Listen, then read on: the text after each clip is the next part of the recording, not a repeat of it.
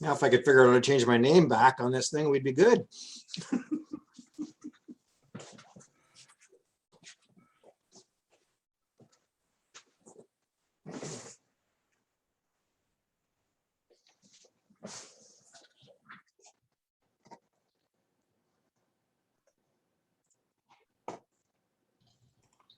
Hey guys, can you hear me?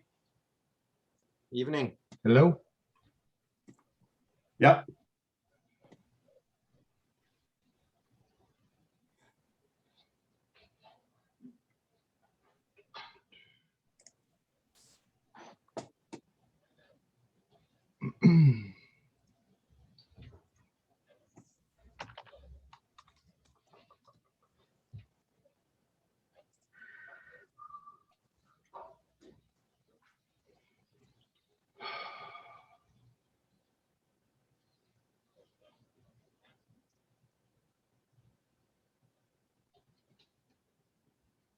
Can you hear me, guys?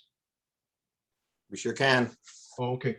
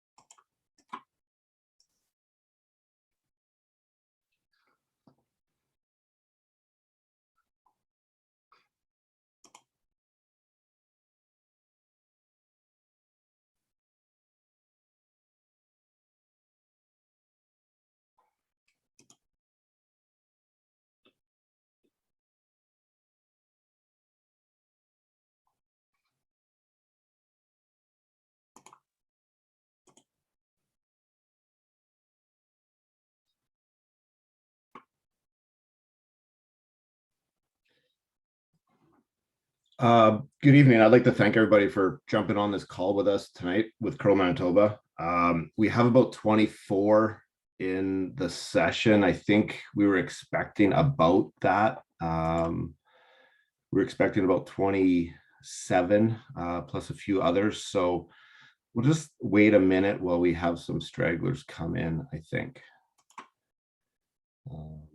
Tracy, I'm not sure if you can go through and see if we're missing any that you knew of.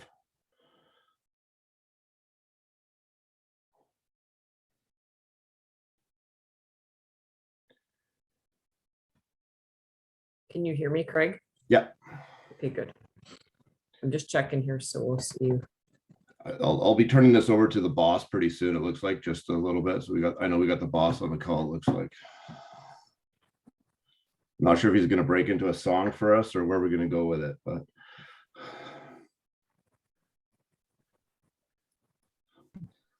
You do not want to hear me sing, trust me.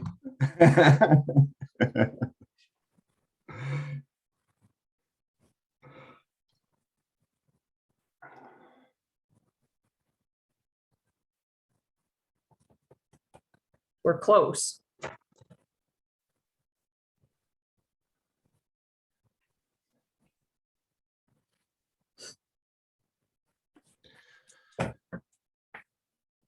We can admit as we go. Yep.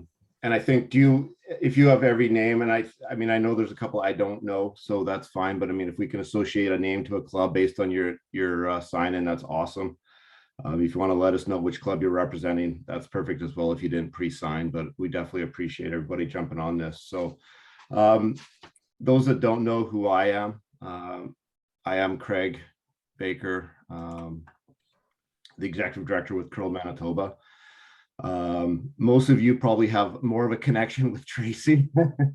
So obviously Tracy as our membership coordinator and our club coordinator and office coordinator. So she's definitely gonna be helping us through this. And we also have on the call with us other staff. I know Lori McDonnell's on the call as our event development coordinator. Rob Gordon, I believe he jumped on the call. I saw him come in. He's live with us from Nova Scotia, having finally won today. So he's one of our representatives at the pre-trials. And yes, I got that dig in appropriately, I believe. Rob is joining us as also one of our development event coordinators. Elaine Owen is our event development manager, is also on the call. And I know we have a few board members on the call as well. So I want to make sure if I miss you guys as you came in, I apologize, but I know our president is in my top left. I don't know where he is for everybody else, but and just so everybody knows, there's no relation. Ray Baker is our president of CurlManitoba. So thank you to Ray for joining us. And I know Keith Johnson, our vice president, is also on the call. So we do have, we are represented operationally and governance from CurlManitoba. Very high level.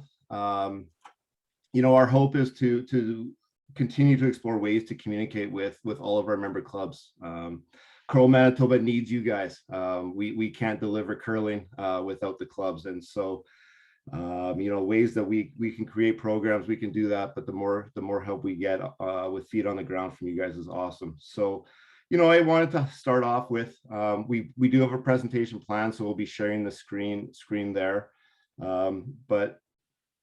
So I wanted to definitely thank you guys. So the hope is to do 3 to 4 of these throughout the season and continue with them, so that if we only take an hour each time, it's not a big time, but we can hopefully help talk about what CurlManitoba is doing, where we're at, and listen to the clubs as well, and have time at the end for questions and answers and sharing best practices. And today's sharing best practices, we have a couple clubs that have agreed to talk to us about their reopening plans. So continuing to share best practices. So using hopefully the forum we've learned over the last 20 months to help clubs engage with each other as well. So we'll do that, and so we'll start with why do I not have the share screen thing?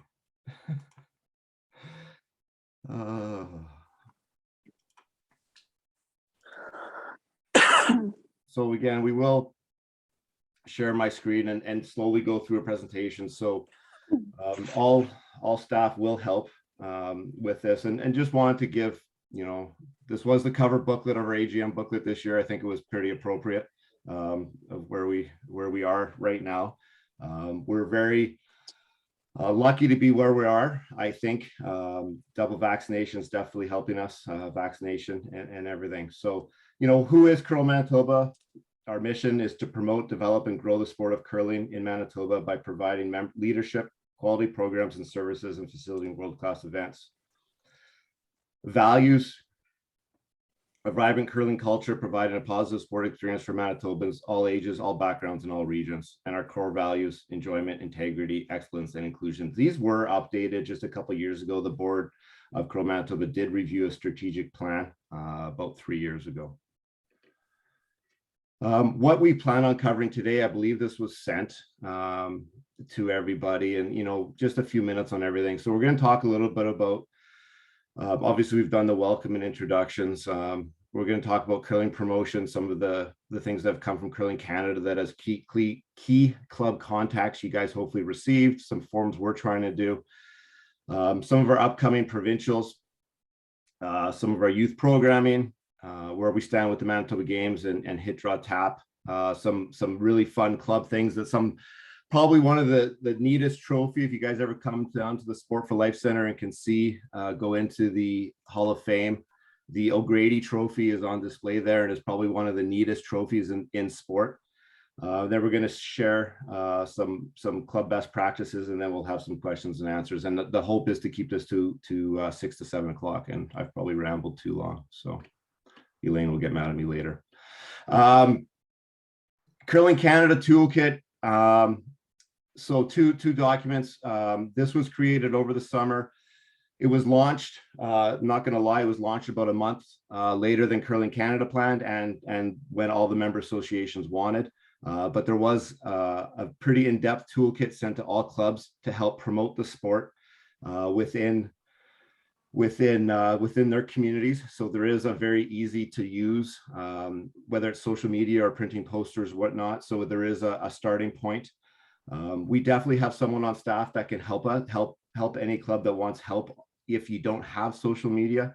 Kristen Karwacki is our social media expert on staff and is more than willing to help clubs get set up and get started with it. And then also, so we, using this to promote the sport, Curling Canada is doing media buys with it, and there is going to be a 15-second and 30-second commercials with it that'll start being shown in the not too distant future. So there is some promotional going on social media, and it'll be on television and that. So there is some a toolkit, hopefully that was easy to use for clubs. A new initiative we tried to do this year. Unfortunately, we didn't get anything back from clubs, but what we want to try to do is help promote clubs and help promote what clubs are doing. So if we don't know, we can't promote. And we know clubs are doing learn to curl programs or beginner leagues or other new initiatives. And if clubs send it to us, we will do it.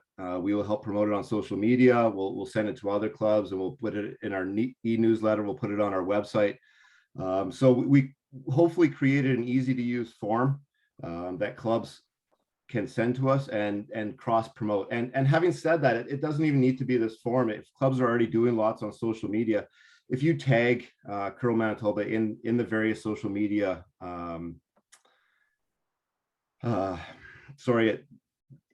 whether the various forms of social media, we will cross promote whatever clubs are doing. And if you are doing something, make sure you contact us, because there's probably a way we can help, or we might have lesson plans for a Learn to Curl league or an open house.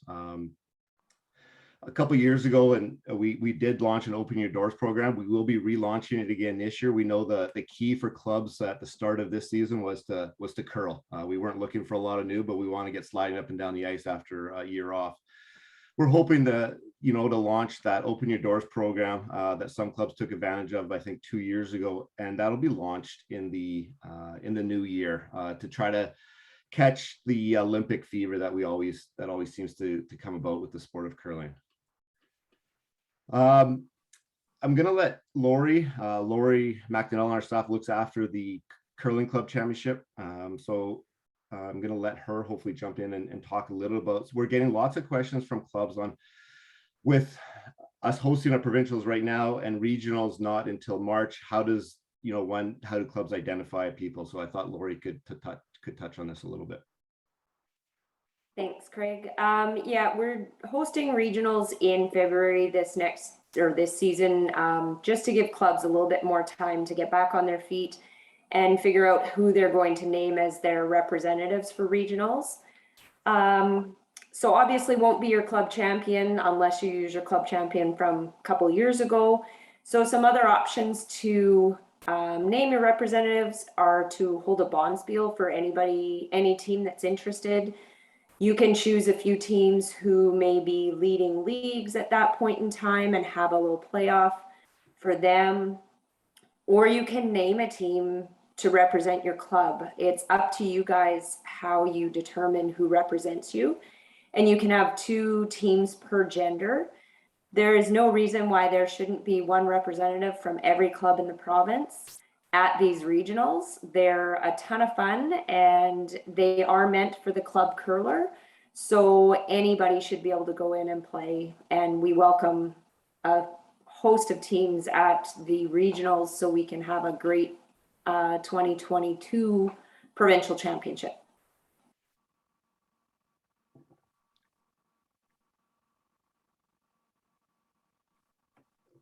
Awesome. If anybody wants to unmute now and ask or put a hand up and ask a question, we've covered a couple different topics. So before we get too far down the road, if there is any questions from any clubs, we're more than happy to answer a question now.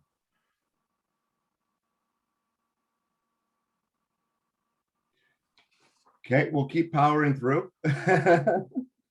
Rob and Elaine are going to touch on the next two topics. We're going to talk a little bit about the U18 and U21 events.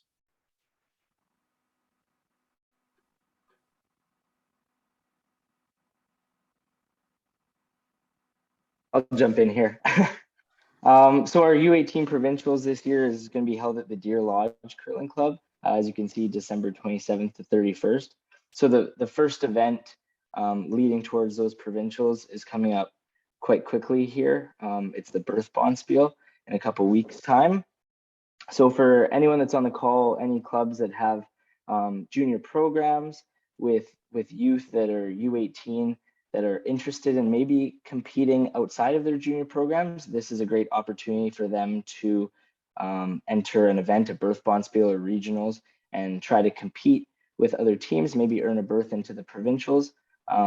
Sometimes I know it's hard with junior programs to form full teams. So if you have any keen young athletes that are interested in taking the next step, you can always send me an email and I can try and get some names on our free agent list, or I can try and link some young curlers up with other curlers within the city of Winnipeg or whatever region they live in, and we can try and fill these events and have more young curlers enter our U18 playdowns.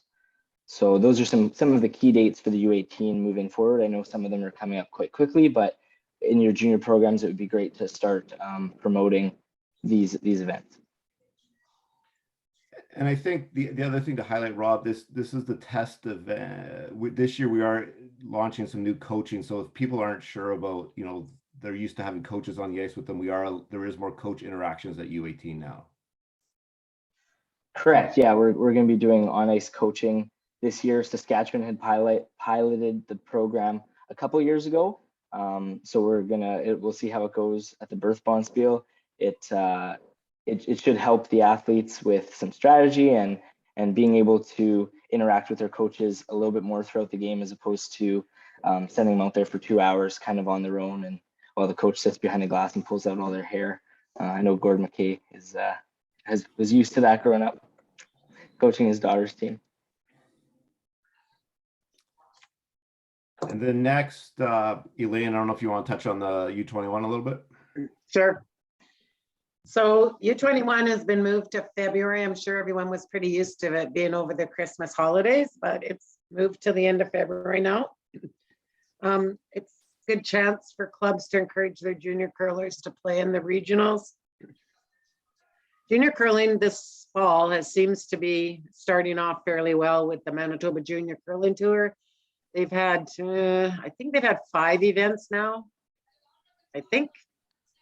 And they've had really good participation. So that's a good sign for all the clubs too in Manitoba, that kids are coming back to curl. And there is a little bit of confusion over vaccination at this time, but I'm sure it's going to work itself out before our provincials in February.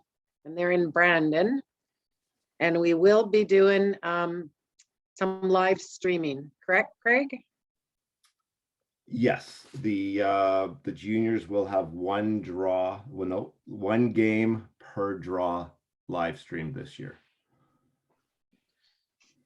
So that's a new adventure for us, so it should be interesting. So just keep tuned, and maybe you can watch some really good junior curling come February. Any questions? Okay. Are the dates that we're talking about for U18 and U21 going to be our standard dates going forward, or are these dates late because of the Olympic year? They're going to be, right now, there are standard dates going forward, but you never know if Curling Canada is going to change the national dates, because that's what it's based on. So nationals were moved to later in the year, and junior U18 was moved to earlier in the season. So we have to comply with their 21 days prior to. They give us dates that you can play the championship in. So right now, it looks like going forward, these will be the dates until there's a change of nationals. The events, and those that have seen our competition schedule, the events that are mostly altered because of Olympics ends up being the men's and women's. So that's why our Scotties is before Christmas and our men's is at the end of January. So those ones are definitely affected by the Olympics.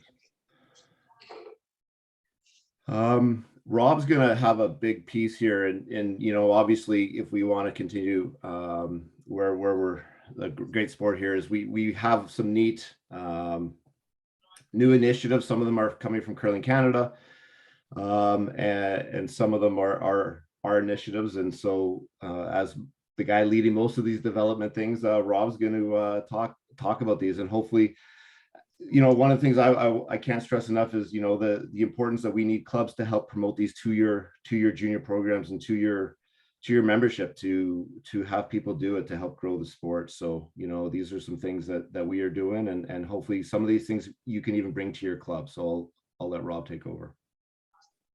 Thanks, Craig. So yeah, as Craig mentioned, we have a few new programs and initiatives that we are hoping to pilot this year, or that we are piloting this year. And the three new ones are, we have a Learn to Curl League with the Winnipeg Newcomers Sport Association. And that'll be taking place at the Thistle Curling Club. It's a 4-week Learn to Curl program, which we'll be able to bring a new demographic into the sport of curling, as it's a lot of refugees or newcomers to Canada that are involved with their organization, and we are providing a 4-week Learn to Curl program for them. We are also doing a school curling program with a few schools around the Charleswood Curling Club area, so that program will be housed out of the Charleswood Curling Club. And finally, we are doing a inter-club youth curling league with a few curling clubs in and around the Winnipeg area that have junior programs, namely the Assiniboine Memorial, Fort Garry, LaSalle, Pembina, and Elmwood. Those are the clubs that are going to be piloting it this year, and that'll take place 5 times throughout the curling season. So those are some of the pilot programs that we're starting this year that hopefully can grow and spread to the rest of the clubs within the province of Manitoba. We wanted to start on more of a bit of a smaller scale this year, just with coming back from COVID and also launching these new programs. We didn't want to stretch ourselves too thin in that regard. So I'll kind of dive into some of the other camps and clinics and programs that we have available for every curling club and every youth curler in the province. So I created this kind of poster here. I encourage you to take out your phones, and if you go to your camera, you can scan the QR code. I know with COVID and whatnot, we've all been very familiar with QR codes in the past 18 months, whether it be a restaurant menu or whatnot. So we were trying to create different ways to give information to youth curlers or youth curling parents, as opposed to what we've been doing in the past. So I figured this might be a good way to compile everything in one nice little PDF. So if you scan the QR code, you'll get a pop-up that shows a CurlManitoba PDF, and you can scroll through that at your leisure whenever you'd like. But that poster will be sent to all curling clubs from Tracy, and I will send it to junior programs as well. And I encourage you to put that up at your curling club, so when parents come to pick up their child from a junior program, they can quickly whip out their phone and scan it, and they have all the information right at their fingertips. So we have that. And Craig, you can go to the next slide. This is one of the slides that is also in the, thank you, Darren. This is one of the slides that is also in the PDF. It's the Canadians Youth Winter Bonspiel, and it will be hosted at the Pembina Curling Club, January 2nd to 4th. We have 3 different age categories, as you can see: U13 Open, U15 Open, and U18 mixed doubles. We're hoping to be able to fill all 3 of those categories. And it's just a fun 2-day competition. It's a great way for youth curlers to go from their once-a-week curling league to actually competing in a bonspiel and getting their first taste at what that is like. And the hope is that these athletes in these age categories can move on to a Manitoba Games or U18 provincials, and this kind of starts their entry into quote-unquote competitive bonspieling. This, however, is not a competitive event at all. It's based around fun, but it gives them a taste at what a bonspiel is like. So The entry deadline, as you can see, is December 16th. If you're promoting that within your club, just keep those sort of dates in mind. The next slide we have is a new initiative from Curling Canada that will be launching within the province of Manitoba. They're calling it U15 Rockfest, so we are calling it that as well, obviously.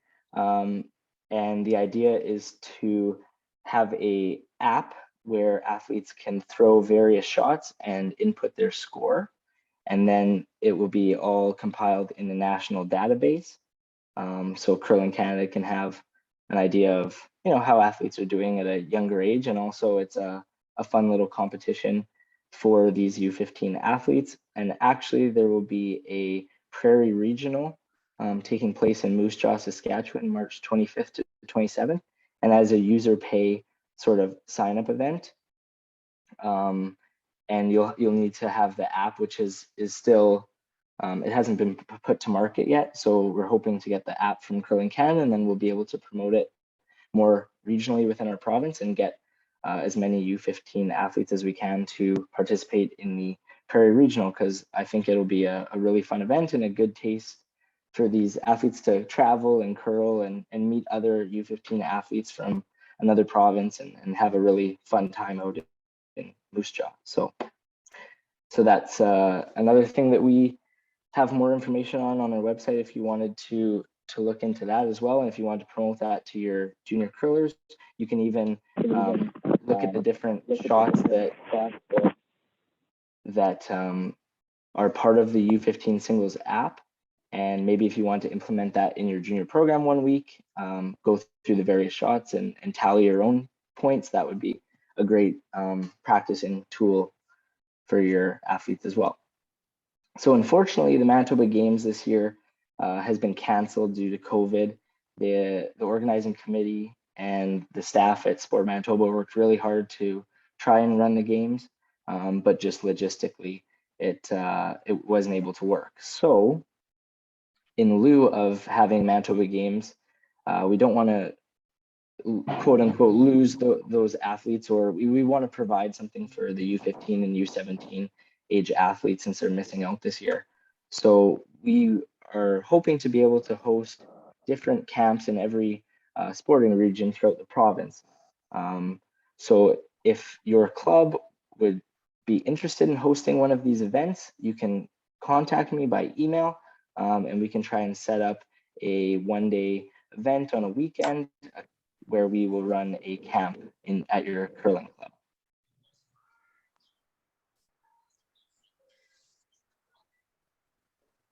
We also have a CurlManitoba winter camp, which is Sunday, December 19th, and that is also at the Pembina Curling Club. We were fortunate enough to run a camp in Morris in April, kind of before everything shut down again. And so as you can see in the pictures that I took there, everyone was masked up, and Chris and Lauren did a great job of making sure everyone was separated and sanitized, and it ran really, really well and was really well received. We were shocked by how many entries we had. So we were going to run a one-day event, and we ended up running two separate events, two separate camps, because we had so much interest. And I think the kids really enjoyed being back on the ice and being able to curl. So we're running another one-day camp Sunday, December 19th, and then you can see the times 12 to 6, so it's a 6-hour camp. And everyone really, we always get great feedback from our camps. We get lots of great instructors, a lot of curlers that are still competing in the two pictures there, Melissa Gordon and Catherine Dirksen, who are both here with me at the pre-trials this week. So we get lots of great young curlers, and the kids seem to really enjoy that. So there's our winter camp. And I think I'm passing this one on to Lori now for the hit draw tap. Yeah, so hit draw Actually, tap. sorry, Lori. Rob, can I just jump in for a minute? Yeah, for sure. So on the U15 Rock Fest, if you're interested in trying the shots just for fun at your junior program, we actually have them all laid out and we can send them to you. You want to contact Rob, he can fire off the information to you.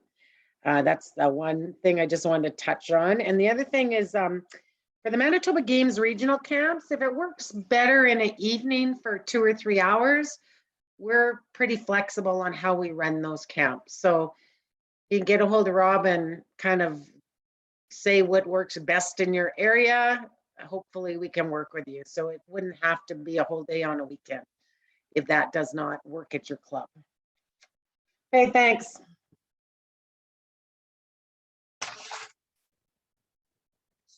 All right, so Hit Draw Tap is a competition for youth ages 6 to 13. It's a really easy program to run right during a part of your junior program, and you can include all your kids, whether they meet the age restrictions or not. Unfortunately, only those in the age categories would be able to move on to the next level, but it is a lot of fun for the kids to do. There's a whole hosting guide. If you're interested in running it and haven't done so before, you can contact me and I'll get you all the information. There's 3 different levels. You run it at the club, and then your winners from the club go on to a sport region competition. And then the provincial is held during the Viterra Championship. So the kids get to go out on the arena ice and do their shots there in front of family and friends who can come watch. It truly is one of the highlights of my year, watching the kids out on the arena ice and the joy it brings them to get to try and throw these shots on arena ice is so rewarding. It's a ton of fun.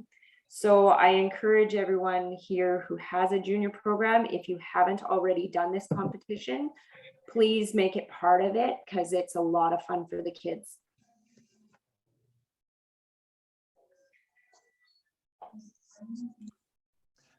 Awesome. Thanks, Lori, Rob, and Elaine. That's a good section on a lot of our development programs. So again, probably a good time if there is any specific questions to any of those programs or competitions before the next quick section we have left. But if there's any questions on any of that, please let us know.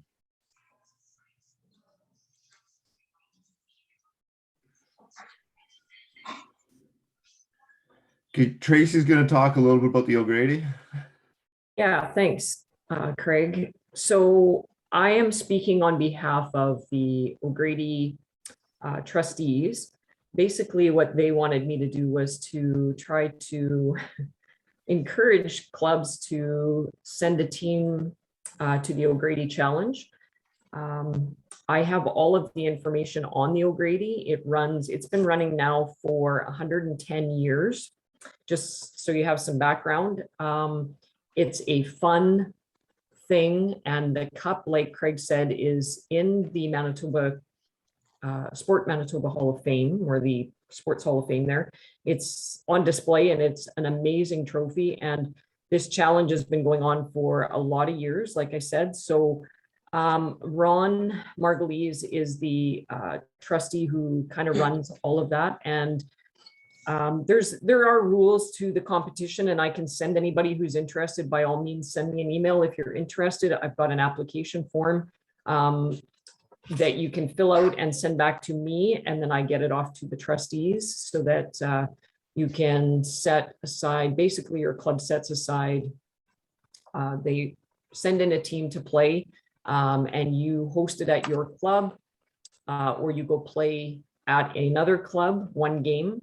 8 ends, and basically the winner keeps playing on sort of onwards. So if you are interested, by all means, please get a hold of me, because I know that just because we haven't been curling for the last 12 months or so, it's the O'Grady's kind of lacking in teams right now, so they're looking for clubs that would be interested in sending a team to play. So, talk to your clubs and your curlers and see if there's anybody who might want to send in an application and play, because it is a whole lot of fun. They track all of the scores, the ends, what the weather was like that day when they played. It's just a really historical event, and I think clubs would be, your club curlers would be thrilled to play in it. I think it's a really interesting and historical thing for clubs. So by all means, get a hold of me if you'd like to send a team in.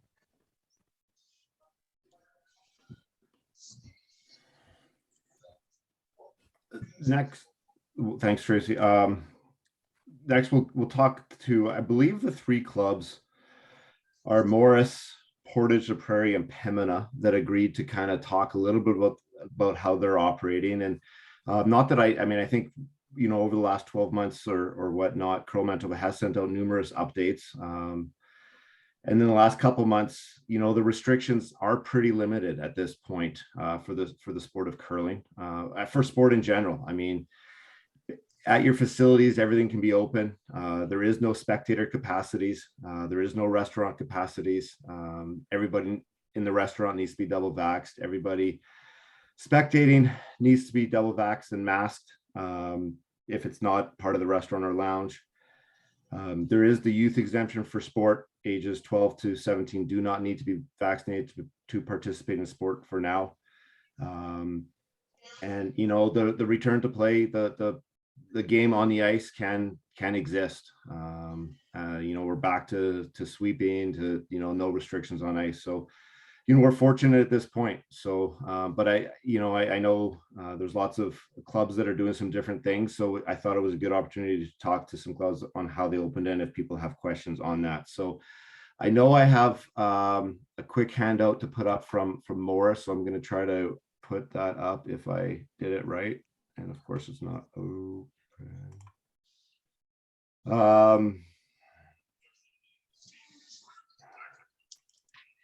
So if Lauren and Chris want to unmute, it's going to be up there in a second. If you want to talk a little bit about what Morris is doing, then I'll have this on the screen for you. Hello to everyone, and we're both here, and Chris does have a practice at 7 o'clock, so she might leave a little early, but I'll stay around to the end of the meeting. But so we've been, as all of you probably know, we've been open whenever it would let us open for 12 months over the last 5 years, actually. So what you see in front of you that Craig has put up is just the one thing that we learned over time is you're continually in touch. Things will continually change, but Craig is absolutely right. I think we're seeing the end of the tunnel, we hope. Our club hosted 2 of the early MJC T-bond spills, with the first one being in August 20th. And with a good entry for that time of year. But we had some tough decisions to make just in terms of vaccination, not vaccination only.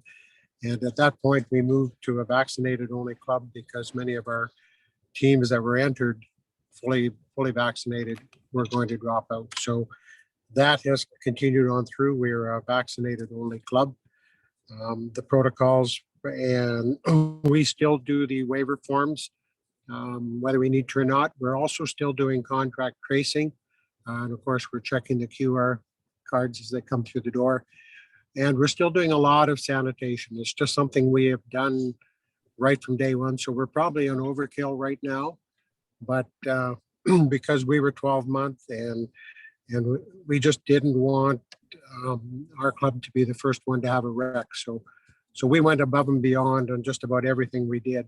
And still doing that, but certainly discussions right now as a vaccinated club, and we're in that restricted south zone, but we have no limitations on our spectators, no limitations on anything, and people want to get back to curl.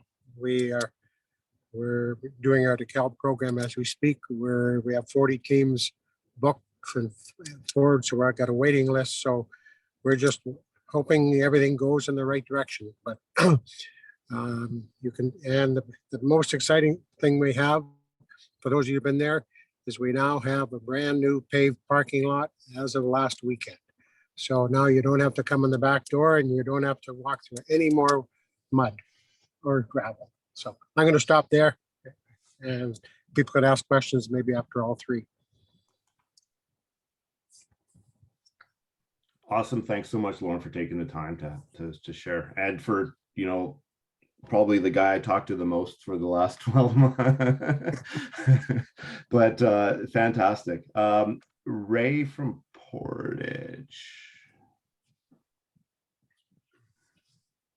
guess I better unmute myself. It works better. Everybody can hear me? Yep. So we were managed to be open for 2 weeks last year. And then the ice stayed in all year, or all winter, just in case we opened again. And also the way our system works, it's hooked into the Canadians. So it's a heat exchange system. So we just left the ice in the hopes that we could open again, but we couldn't. So since we did open last year, we had all the sanitation stuff purchased and everybody nicely trained for 2 weeks, and then they didn't have to. So we're starting next week with pretty similar rules. We're still going to have the rock cleaning and the hand sanitizer, and we also have closed the locker rooms, so you have to come prepared to curl. Most of that's just for social distancing purposes, because we also at Portage don't have our own restaurant and lounge. That's run by Canadians. So in some way, that's one thing less that we don't have to deal with and checking people.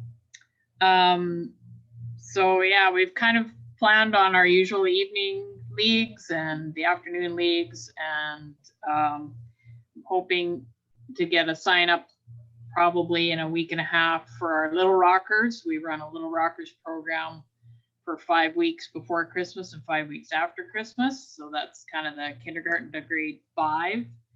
In Portage, through the school intramurals, they do a junior high curling programs for grades 6, 7, and 8, and that's organized by the school, but then they still come and curl. So they're hoping to get that done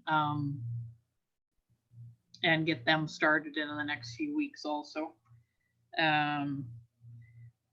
Other than that, pretty much regular curling. The evening leagues, we're still going to go with a split start time.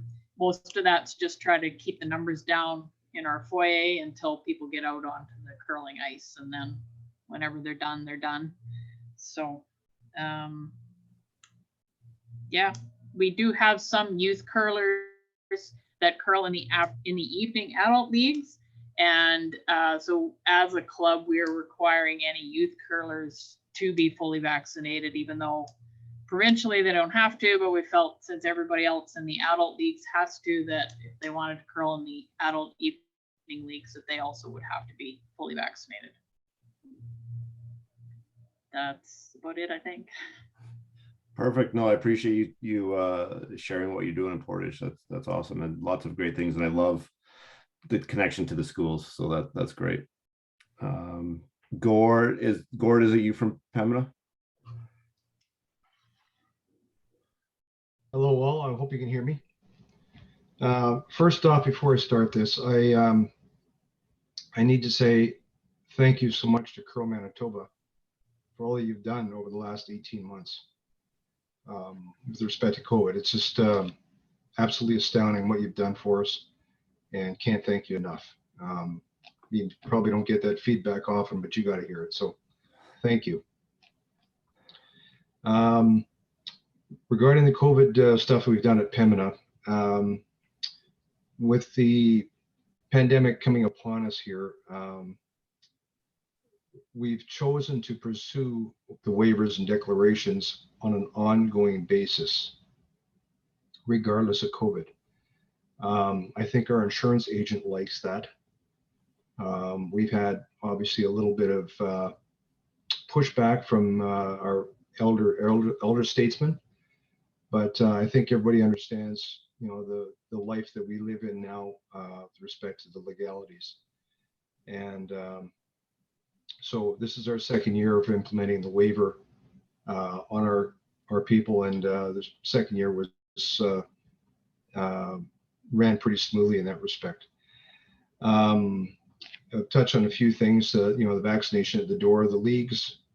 We have, help me out here, Scott. I think we have 21 leagues at Pembina, and makes up about over 1,000 members. So the league coordinators just jumped forward to help with assisting on the vaccination process of checking everybody at the door. Just really a super team effort in that respect. From a spectator standpoint, again, we're not really, as most clubs, in a position to just stand at the door and wait for somebody to walk in the door unexpectedly to and check their vaccination. So we've put signage at the door with respect to spectators should they be coming in when we don't expect them. For example, after 4 o'clock, we have a bartender on staff. Our sign says, "Go to see the bartender." We know our bartenders will do a cursory check of the club to make sure that there's somebody that hasn't been missed in that respect.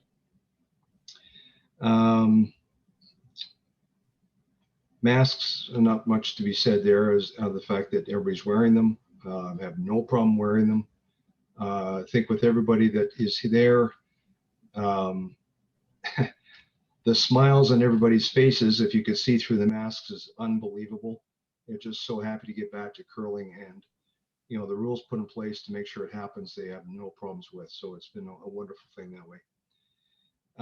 We made it clear. I met with every league on day 1 of their league to talk about the COVID protocols we put in place for the club.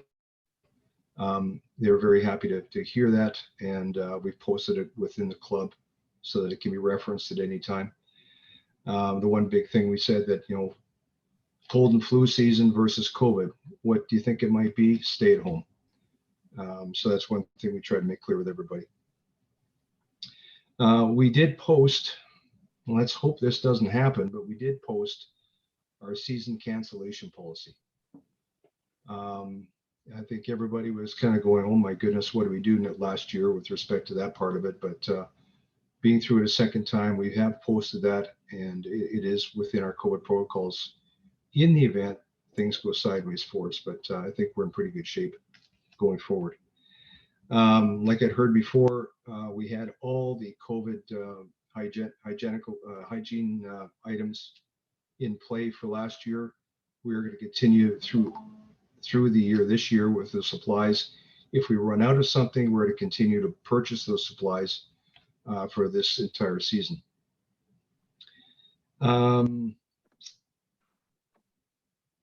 I guess maybe one thing I'd really like to talk about here is that there's the item in the restrictions that 12 to 17 youth in sport aren't required to be vaccinated. We challenged that, and we put a policy in place at Pembina that all curlers 13 to 17 must be vaccinated to enter our club. And you can't believe how many thumbs up we got from the parents of our youth curling program. Not one rejection. They applauded that idea. The reason why we said 13 to 17 is that we've got the kids that are 11 to 12 in the transition period. From an administrative standpoint, pretty tough to keep your eyes on them. So all in all, it was a very, very welcome ending there. I guess the biggest thing that we've done within our club is try to communicate with the membership as much as possible on this, that, and the other thing, and trying to keep an open dialogue with everybody about what's happening with the club, and just keeping them apprised of things that are going on. So other than that,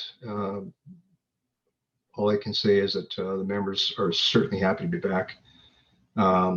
I hope I've said something that might help others with respect to their discussions with their membership. And I think that's pretty much all I have to say. Awesome. Thanks so much, Gord, for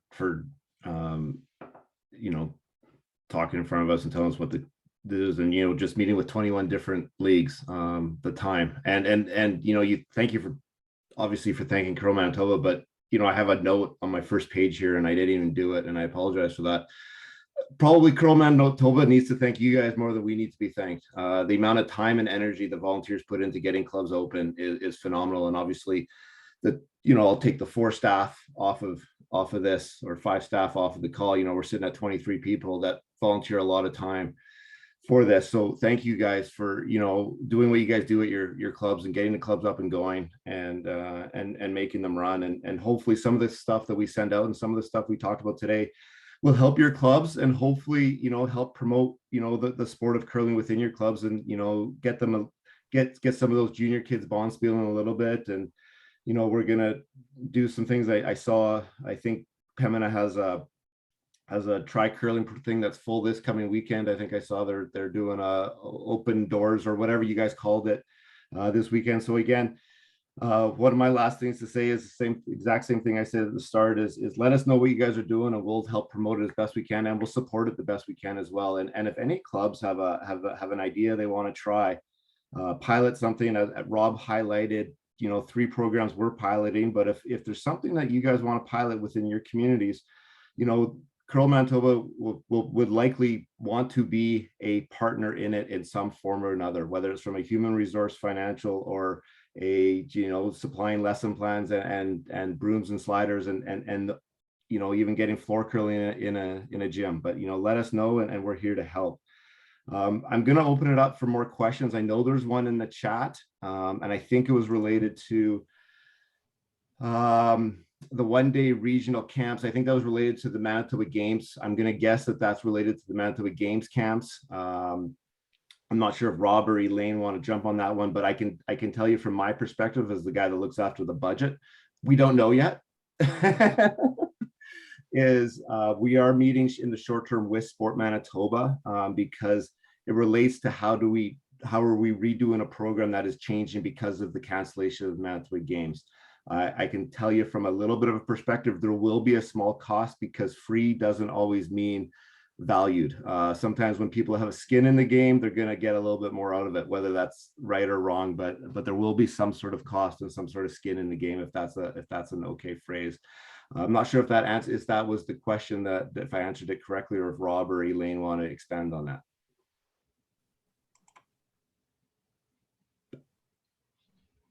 Craig, basically, there's always some cost to it, and it's partly to ensure that the kids show up because we hire people to teach those clinics. And if there's no cost and it's a drop-in, we can't really prepare properly to give them any value at the camp. So hopefully we can subsidize it somewhat, but there will be a cost of some kind. Okay. There's another. So yeah, it looks like this is going to be a good question. Sorry, I'm just going to open it here. When you speak of Canada Games, you're referring to the April playoff as well as the games gets confusing. There's 2 different programs ran by Sport Manitoba. There's a Manitoba Games program, which is your provincial games initiatives, which is for us was the U15 fours and then U18 mixed doubles. And then there's also national games called the Canada Games that happen every 4 years. We're doing those trials in April. So there's the Canada Games trials in April that are a little bit of a different program, but when we put the mixed doubles into the Manitoba Games, the years flowed together on purpose so that the Manitoba Games could feed into the Canada Games, if that makes sense. The fours were a little bit different just because the Manitoba Games, we really wanted to target the U15 age category. I believe the Canada Games is U18 as well for this year. It's like a U19 next year, I think, or something like that. So they're 2 different programs. And Connie definitely knows the most about the Canada Games process right now. Does that answer it a little bit?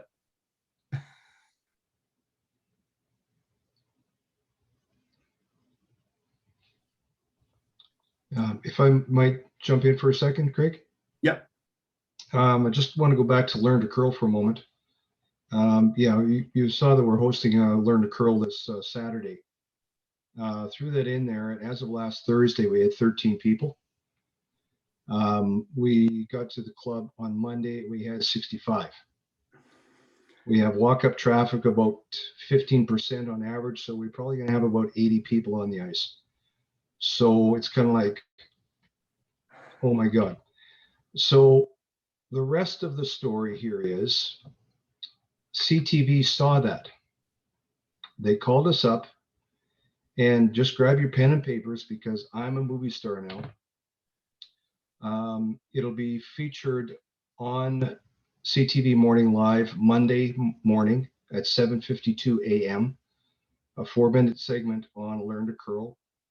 I take Ainsley through a couple of the skills and drills that we do with respect to Learn to Curl, and a little bit of an interview there. So unfortunately, it kind of got Pembina Curling Club based, but I'm hoping that, you know, it's a good plug for all curling clubs to get something on their websites. We have some young kids on our board now in their 20s, have taken the media, social media to storm, and that is making a difference. So anyway, we'll maybe see you Monday morning at 7:52, and then you can send me an email. Go, God, Gord, you better grow some hair or something. I'm not sure, but anyway, yeah, that's about it there. The other point, I saw Keith, you know, made a note about the O'Grady. I can now brag that I've got 4 generations of McKays that have taken the O'Grady challenge. My grandfather in 1939, and then my father, my son, and myself have all involved in it. So if you can get 8 members of your club to get together, it is a superb, awesome time. All here. The Canada game, I'll just Gord, super quickly, how did you advertise your Learn to Curl thing on Saturday? What was the #1 advertising? We went to website, Facebook. Oh boy, Facebook was pretty much the biggest part of it. And it was shared. We, as you may know, I'm not sure if anybody else is using this, but we are using Curling.io now for a registration process at the club, and we put that into Curling.io as one of the, you know, as a league, so to speak. Because of the Learn to Curl kickback we expect from the CTV, we've already put another Learn to Curl session on November 14th. But we've broken it down into 3 different sessions with 3 different start times so that we can try and coordinate the anticipated influx of people that want to try the game. So yeah, it's just, as I said, we have a great social media team that's just doing a superb job with getting the word out. That's awesome, Gordon. I always use the infographic we developed a couple of years ago that talked about the success of the Open Your Doors and how it led to new members and stuff for the club and that sort of thing. So going through again, I'll answer some questions here. I think the Canada Games are not canceled. So the Canada Games, the trials are in April. The Canada Games are the following March 2023. Those are not canceled.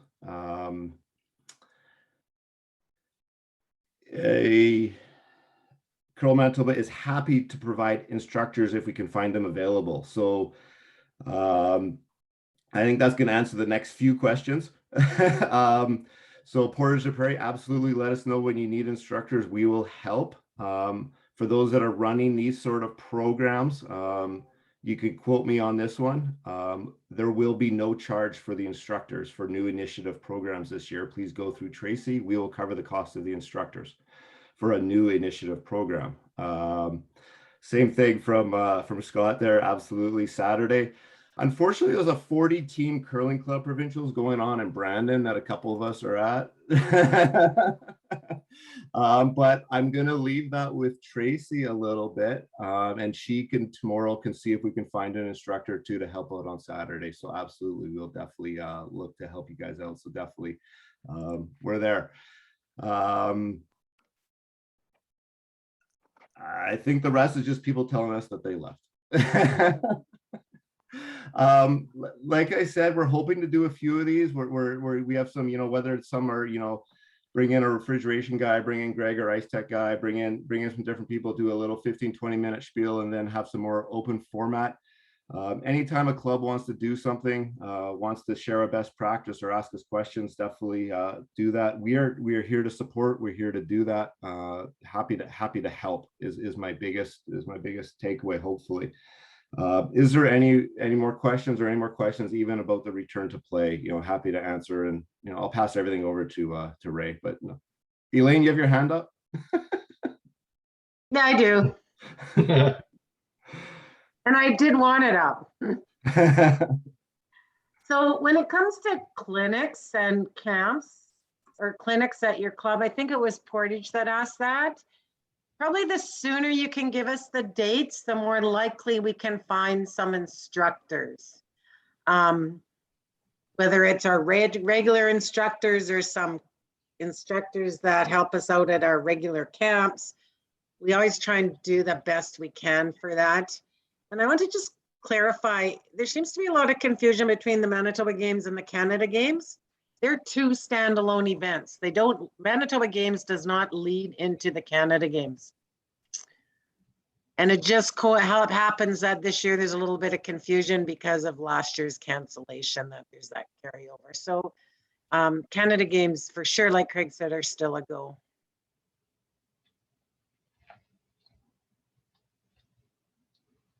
Just one thing, if I may, I think every club kind of deals with this as far as the level of skills that the hired ice makers have at their clubs. You've got some, inequities with respect to the ice from one day to the next based on, just, a couple little things like that. So we thought to ourselves, well, let's put an ice makers course together for our Pembina staff. So we have them all going through stuff. But is that a process now, trying to get a course going together? I can answer that, right, Gord. We are actually, I hate to say how many years Curling Canada has been working on a new program. So we're going back to our Manitoba ice technician. And he is, yeah, that's exactly right, Gord. You are a movie star. That was pretty good. He is, right now, I've been talking to him about, he wants to run a course in Brandon because they'd like a course sometime this fall. So it's not so hard putting it together. It's usually we take quite a few people in one location, and you need quite a bit of ice. So we tend to do them before curling starts or at the very end of the year. But I can keep you tuned as soon as we have the details for sure. Okay, thanks, Elaine. I'm just going to throw this at Guy because I see you there. My thought was that we double dip on this and get St. Vital and Pembina together on this because we kind of share ice makers. You could do that. And if I can, Craig and Elaine, it's Lauren.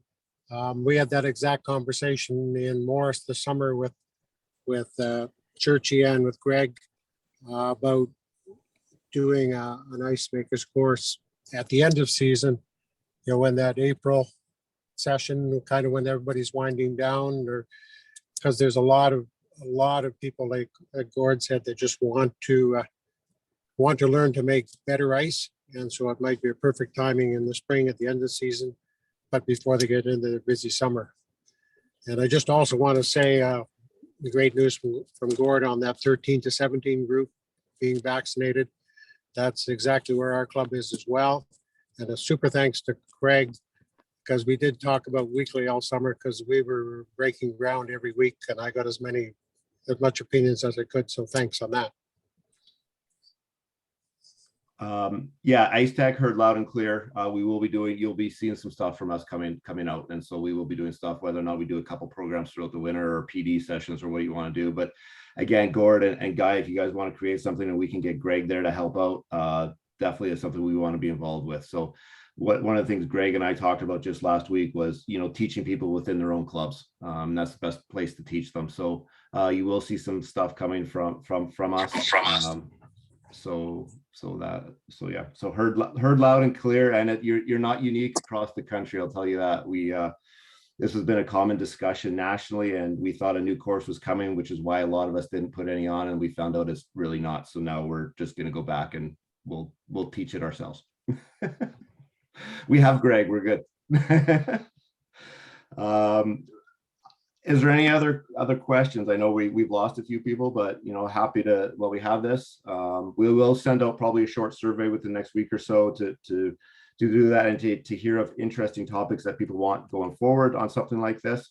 But again, our hope is to do 3 or 4 of these throughout the winter to continue to engage clubs and let you know programs that we have upcoming, so you can help get them out to your membership.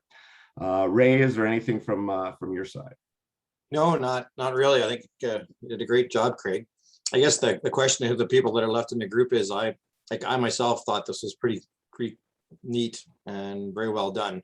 I just wonder what everybody else's feedback is. Is this a worthwhile thing? Should we carry on with this? I think it's awesome myself. I think it is. I'm actually a little disappointed. I thought we would have a lot more faces in front of us here. But it's a great start. Yeah, I think some of this is we just got to pass on the message, right? Everybody's lives are busy, and a lot of volunteers but just I think it'll continue to grow, I hope.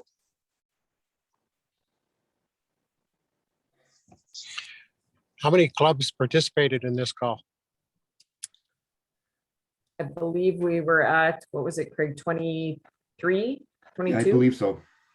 Something around there. So it's about a quarter of the clubs, which, I mean, it is the first one. And if we all can spread the word about this type of thing, I think that it is very worthwhile. I mean, I would like to say that, we send mail outs, we send emails to clubs, all kinds of things like that, social media stuff, but talking face to face is sometimes more worthwhile. And I think that helping each other, talking about what we're doing in our clubs, can help other clubs. And I truly think that this is a good way to go, and hopefully we can spread the word and get other clubs involved. So if you're talking to people, let them know that this is a way to communicate with other clubs.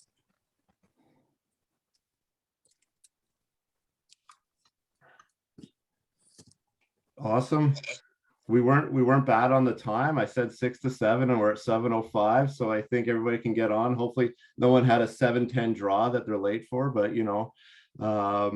I definitely think it's something we're going to continue. I think we're excited for, the people I've talked to on the phone can't wait to get on the ice. I talked to one guy this morning that is playing in the senior provincials. He's just pumped to see everybody. He just can't wait to get there. So thanks to Pemina for hosting that one for us. I know we're in Brandon this weekend at the curling club, and we have Heather hosting the World Junior Qualifier again next weekend as well. So we're busy. We have programs, we have events, and we have all 90 clubs too. So thank you to all the volunteers that help us out and keep curling going within your communities. So without that, if there's any other questions, we can do it.